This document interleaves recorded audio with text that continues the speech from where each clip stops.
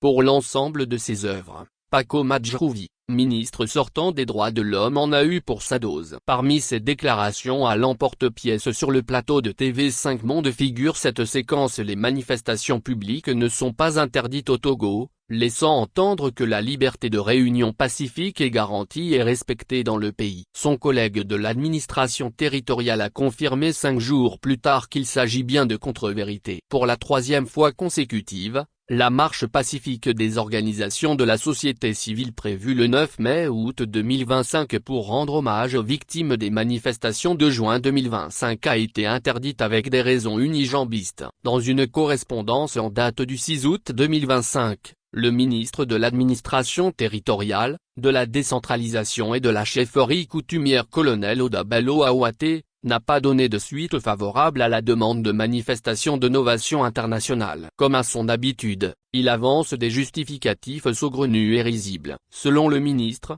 cette interdiction repose sur le fait qu'une information judiciaire est en cours au tribunal de grande instance de Lomé, visant à élucider les circonstances ayant conduit au décès de plusieurs manifestants en juin dernier. Par conséquent, toute mobilisation publique liée à ces événements serait, d'après lui, susceptible de perturber le bon déroulement de la procédure judiciaire. Le contexte n'augure pas un climat serein pour l'encadrement d'une manifestation même pacifique, soutient-il avant de revenir sur le fait que l'itinéraire choisi par les organisateurs, notamment le long de la lagune de Baie, zone où certains corps ont été repêchés, représenterait un risque élevé de bousculade et de troubles à l'ordre public. Depuis quand une procédure judiciaire empêche-t-elle la liberté de manifestation consacrée par la loi fondamentale? C'est bien ridicule. Il s'agit de la logique de restriction de manifestation publique dont le régime a recours en violation de la Constitution et tous les traités internationaux ratifiés par le Togo.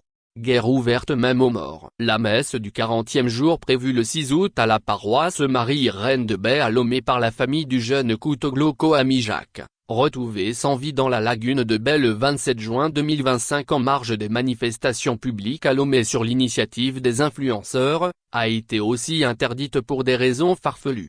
Dans une correspondance en date du 4 août 2025 adressée au maire de la commune de Golfe 1, le préfet du Golfe, Kosivi Abodan, a demandé que la famille du défunt soit informée de la suspension de toute forme de manifestation liée au décès, y compris la messe de requiem prévue pour marquer les 40 jours.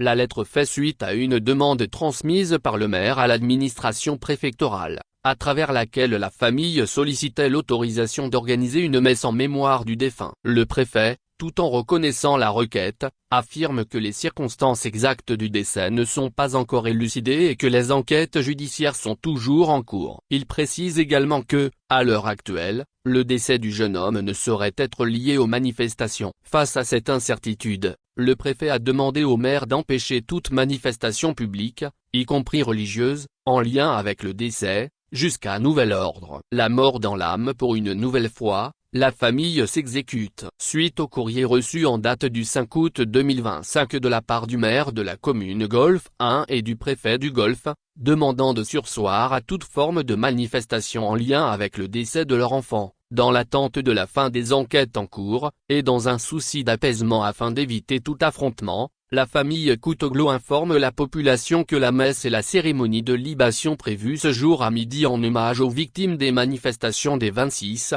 27 et 28 juin 2025 sont reportées à une date ultérieure. La famille présente ses sincères excuses pour ce changement de dernière minute et remercie chacun pour sa compréhension, son soutien et sa solidarité en ces moments douloureux, a indiqué la famille Koutoglo. Depuis quand une enquête judiciaire empêche une messe requiem? C'est à croire que des gens n'ont plus de cœur au Togo. Il apparaît que même aux morts, des êtres inanimés, le pouvoir n'a aucune pitié. Kwaku Agbemebio, le correcteur.